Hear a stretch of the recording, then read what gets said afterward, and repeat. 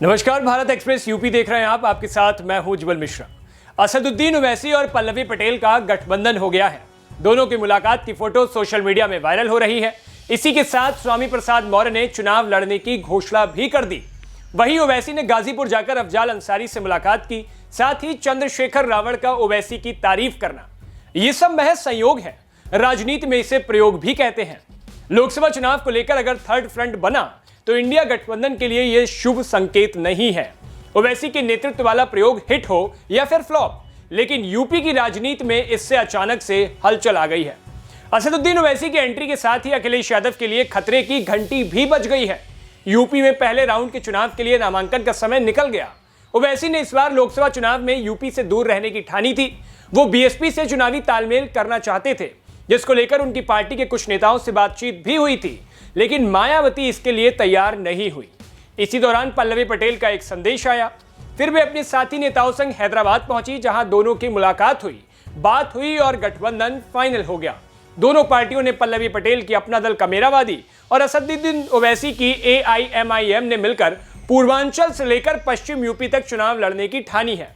अखिलेश यादव ने इस बार की लोकसभा चुनाव के लिए PDA का नारा दिया था। उन्होंने कहा था कि PDA ही NDA को हराएगा। अब PDA का मतलब पिछड़े, दलित और मुस्लिम यानी अल्पसंख्यक। अब यही PDA अखिलेश यादव के लिए सबसे बड़ी मुसीबत बन गया है। इसी नारे के नाम पर स्वामी प्रसाद मौर्य अलग हुए, फिर पल्लवी पटेल ने भी साथ छोड़ा। राज्यसभा चुनाव के आसपास पल्लवी और मौर्य की अखिलेश यादव से अनबन हो गई थी।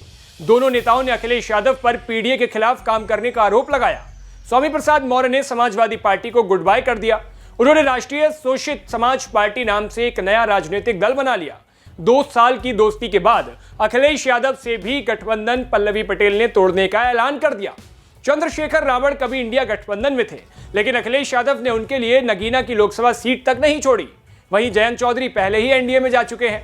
अब यह तय है कि असदुद्दीन ओवैसी फिर यूपी में अखिलेश यादव का खेल खराब करने की तैयारी में है। दोनों के बीच हमेशा से 36 का आंकड़ा रहा है। यूपी में जब अखिलेश यादव की सरकार थी तो उस समय ओवैसी कभी भी रैली करने की इजाजत उनको नहीं मिली। ओवैसी कहते रहे हैं कि समाजवादी पार्टी में मुसलमान दरी बिछाते हैं। हाल ही में ST हसन ने कहा कि ओवैसी ने तो उन्हें पहले ही टिकट कटने के बारे में बता दिया था। मुरादाबाद के सांसद ST हसन का टिकट आजम खान के कहने पर कट गया था। असदुद्दीन ओवैसी की पार्टी AIMIM अब तक यूपी में कुछ खास कर नहीं पाई, लेकिन इस बार छोटी छोटी पार्टियां संग मिलकर एक बड़ा खेल करने की तैयारी में है। पल्लवी पटेल के कारण कुर्मी और चंद्रशेखर रावण की वजह से दलित वोट मिल सकता है। स्वामी प्रसाद मौर्य के कारण OBC वोट पर भी नजर होगी। स्वामी प्रसाद मौर्य ने अपनी पार्टी कुशीनगर से चुनाव लड़ने का ऐलान किया है। अब देखना होगा कि ये थर्ड फ्रंट यूपी में क्या कुछ बड़ा कर पाएगा। क्या ये इंडिया और NDA दोनों के लिए नई मुसीबत बनने जा रहा है, या इंडिया के लिए ये मुसीबत ज्यादा है, NDA को इसका फायदा मिलेगा? अपनी राय हमें कमेंट बॉक्स में जरूर बताएं। यूपी की बाकी तमाम खबरों के लिए देखते रहिए भारत एक्सप्रेस यूपी। शुक्रिया।